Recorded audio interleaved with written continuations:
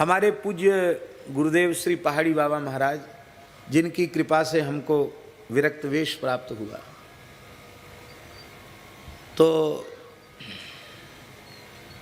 लगभग 125 या 130 वर्ष की आयु में वो भगवत धाम गए। माने किसी भी अनुमान से 125 से तो कम थे ही नहीं, 130 के भी ऊपर हो तो कोई पता नहीं, 125 से ऊपर की आयु में गए। और ऐसे गरजते थे जैसे शेर गरजता हो, सिंह जैसी गर्जना थी उनकी, आवाज शेर जैसी थी।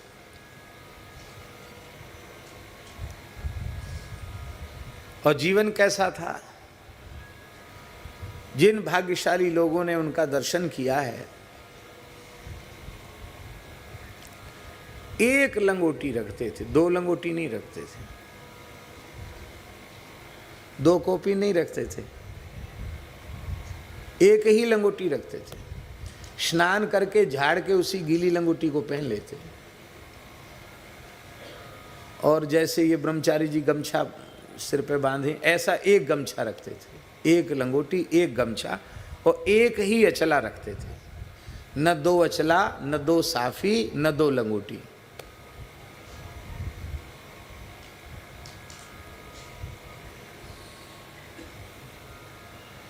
हमको पहली बार उनके साथ यात्रा करने का अवसर मिला। अवस्था कम ही थी, हमारी छोटी अवस्था थी, बालक ही थे एक प्रकार से, ऐसा समझो। तो उनके साथ जाना था, हमने अपना थैला लगा लिया। थैला कोई ज़्यादा बड़ा थैला नहीं था, लेकिन अपने संध्या गायत्री का सब सामान और कुछ पढ़ने वाली पुस्तक और अचला, साफी, लंगोटी, कुछ तो था, कपड़ा लत्ता, एक बैग था, लगा लिया। बैग लेके हम पहुंच गए उनके सामने। हमसे बोले, कितना बड़ा परिवार है, कितने लड़के बच्चे हैं? अब 12-13 साल के तो हम ही, और हमसे पूछ रहे हैं कितना बड़ा परिवार है, कितने लड़के बच्चे हैं। अब उन तो ऐसे सिर झुका लिया। हे भगवान, हे भगवान, इतना संग्रह, इतना सामान लेके चल रहा है तेरी जय रे तेरी, ऐसे बोलते थे वो, है तेरी जय रे तेरी, हे भगवान, हे भगवान, राम राम राम राम राम। अरे दो गमछा रख ले, हो गया। सब सामान वहीं छुड़वा दिया। एक विद्यार्थी को बोले, इनके वहाँ सुदामा कुटी रहते थे, बोले भेज आओ उनका थैला, वहाँ भेज आओ। तो हमने कहा, महाराज जी पुस्तक पढ़े। अरे क्या पढ़ने वढ़ने की पुस्तक, भजन करो। भजन करने चल रहे हो कि पढ़ने लिखने चल रहे हो? जितना कंठस्थ हो उतना पढ़ लेना। सब सामान भिजवा दिया, नेक सा सामान, इतना सा, एक झुल्लिया में, बस यहाँ कंधे पर लटक गया, कोई थैला वैला नहीं। दूसरे के वस्तु का तो वे व्यवहार करते नहीं थे। और एक आसन रखते थे इतना बड़ा, 2-2.25 हाथ का आसन, उसी पर रात को लेट जाते, उसी पर दिन में बैठ जाते। अब 2.25 हाथ के आसन पर लेट सकता है कोई? तो केवल इतना भाग आसन पे आता, बाकी पूरा कमर से नीचे का खाली तखत पे और सिर भी खाली तखत पे। तकिया की जरूरत नहीं, जटा की तकिया उनकी हो जाती है। एक तूमा का कमंडल, बस इतनी ही संपत्ति थी, कुछ नहीं।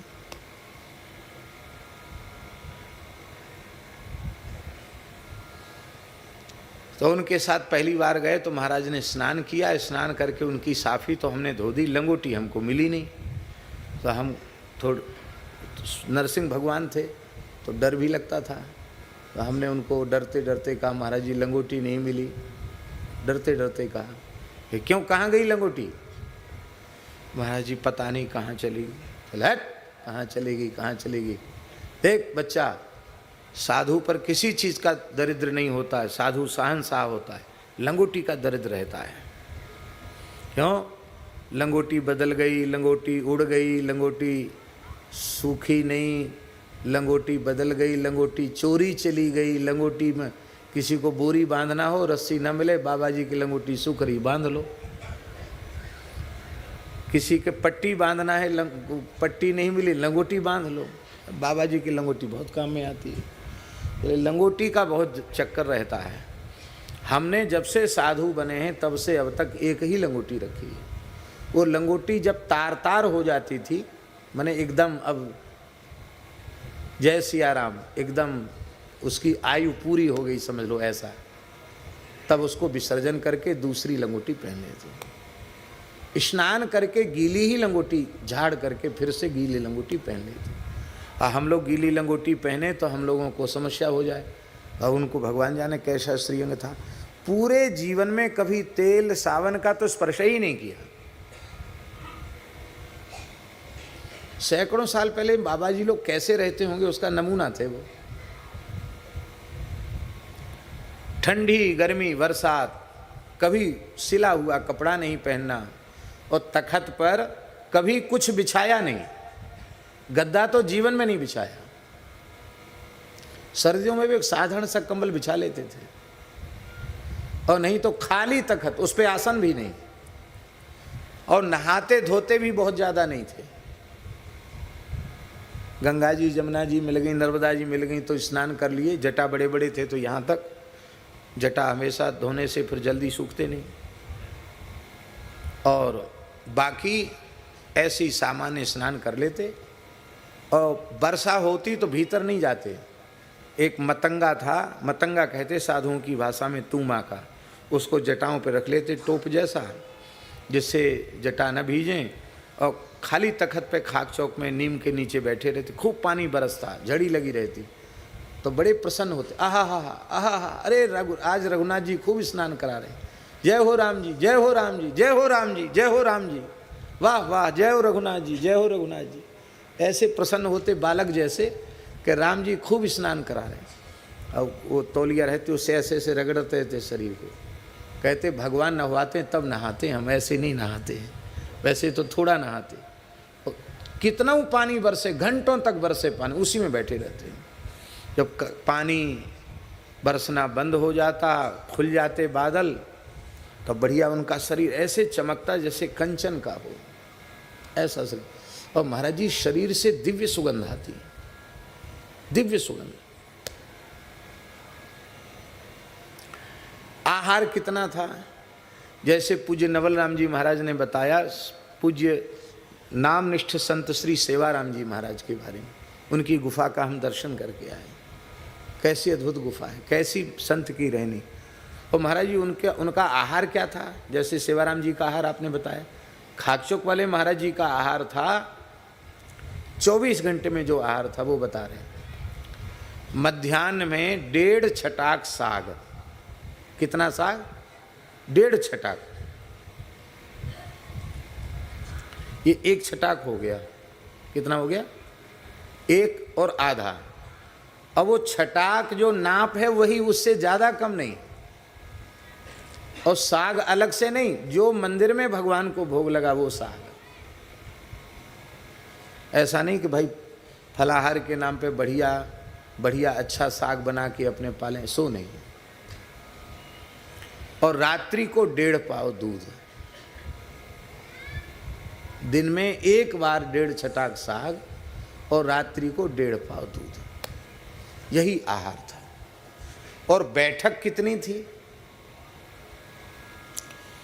नासिक कुंभ में गए तो हमसे बोले, बच्चा ये तपोवन है, रघुनाथ जी ने यहाँ तप किया है, तो हम जितने दिन यहाँ रहेंगे केवल गोदावरी का जल पिएंगे और आसन से बैठेंगे। तुम किसी को बताना मत कि महाराज खाना पीना बंद कर रखे हैं, नहीं लोग विक्षेप करेंगे। तो एक महापुरुष फलाहार बना के लाते, साग बना के लाते, उसको रखवा लेते, तो महाराज बैठे रहते। 10 दिन तक केवल गोदावरी के जल पर रहे और बैठ ही रहते। बस केवल 1 बार उठ के खड़े होते, 24 घंटे में 1 बार लघु शंका स्नान के नाम पर 1 बार उठ के खड़े होते। और हम जो उनके कमंडल में भर के गोदावरी का जल लाते उसी से नहा लेते। और वही 1-1 घूंट बीच में जब इच्छा होती तो 1 घूंट पी लेते। बरसा का जल, बरसात थी, बरसात में कुंभ होता नासिक का। एक बार हमने देखा कि हम देखें महाराज जी कितने घंटे बैठते हैं, तो घड़ी से देखने लगे तो 22 घंटे एक आसन से बैठे हुए हमने उनको देखा। कितने घंटे? सावधानी पूर्वक देखा महाराज जी। और 2 घंटे में हमको इतनी जोर की नींद आई कि हम सो गए। और रात्रि को 2 बजे हमको जगा देते थे। 2 बजे रात को, ठीक 2 बजे रात को, राम राजा दुख भंजन सकल पूर्ण काम, गोविंद गोपाल गोविंद गोपाल, भज नारायण भज नारायण भज नारायण। बड़ी विचित्र बात कहते थे, कहीं सुनने में नहीं आती। वो कहते भजन की हाट लगती है। क्या कहते? कितने बजे लगती? कहते रात को 2 बजे लगती है। बोलो भक्त वत्सल भगवान की। और कहते सूर्योदय के समय तक तो हाट उठ जाती है और सड़ा गला सामान मिल, भजन की हाट तो उठ जाती है। तो 2 घंटे हम सो गए, फिर हम जगे तो हमने उनको बैठे ही देखा।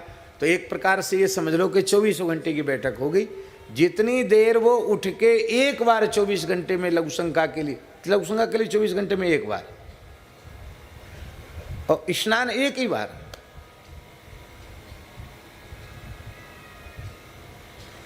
लोग नहीं तो थोड़ी बहुत समाधि लगाना जानते, वो पहले पर्चा चिपकवा देते हैं कि बाबा जी समाधि लगाना जानते हैं, आंख मूंद के बैठे हैं, तो मेला में तो मेला इकट्ठा करना चाहते हैं। पर महाराज किसी को कहना मत, ऐसे महात्मा हमसे कहते देखो तुम बालक हो, तुमको भूख ज़्यादा लगेगी, तो तुम्हारे लिए इतना ही निर्देश है कि तुम 24 घंटे में एक समय 2 रोटी खाओगे, न सवेरे बाल भोग न रात को ब्यारू, तो भगवान तुम्हारा व्रत मान लेंगे। तो हम भी आज्ञाकारी ही थे, नहीं तो खाने जाएं तो 4 रोटी भी खा सकते थे, लेकिन महाराज जी ने आज्ञा 2 रोटी खाने की दी है, तो हम 2 रोटी खाते। एक महात्मा थे डाकोर के राज रसोईया जी, श्री रामदास जी महाराज, तो वो एक दिन महाराज जी से थोड़े गर्म होके बोल गए, आप रोज इस बालक को क्यों कहते हो कि 2 रोटी खाना? अरे बालक है, 4 रोटी खाएगा, 6 रोटी खाएगा, जितनी भूख होगी उतना खाएगा। तो महाराज जी, हे बक बक मत कर, ये तपोवन है, यहाँ अन्न से पेट भरने आए कि भजन करने आए?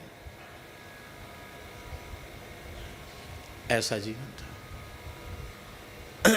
और हमसे बोले बच्चा, महाराज जी आ गया, बोले हमारी बड़ी इच्छा हो रही है, यहाँ सन्यासी तो उधर पढ़ते हैं त्र्यंबकेश्वर में, और वैष्णवों का ही कुंभ होता है इधर तपोवन में, सब चतु संप्रदाय के वैष्णव रहते हैं। वाह, बड़ा आनंद हो रहा है, इतने महात्मा, हजारों लाखों की संख्या में महात्मा हैं, पूरे कुंभ का झरा करें तो कैसा हो, झरा भंडारा पूरे कुंभ का। उनकी हर आज्ञा में कहना होता था जी महाराज, ये आप नहीं कह सकते कि महाराज इतना बड़ा भंडारा इतना कह दिया फिर तो खैर नहीं तुम्हारी। हर बात में कह, हाँ महाराज जी। हमने कही जी महाराज जी, ए झोली खोल। ऐसी झोली रखते थे बटुआ वाली, तो झोली में 13,000 रुपया निकला। कितना रुपया? और भंडारा कितना? पूरे कुंभ का झरा, सबको 5-5 रुपए दक्षिणा। ये अब जो नासिक कुंभ आएगा वो 4था कुंभ होगा, आप समझ लो 3 कुंभ पहले की बात है। 5-5 रुपए दक्षिणा, उस समय 1-1, 2-2 रुपए दक्षिणा मिलती थी। 5-5 रुपए सबको दक्षिणा साधुओं को, और महंतों को 50-50 रुपया मिलेगी, और साधुओं को 5-5 रुपये मिलेगी। पूरे कुंभ का झरा होगा।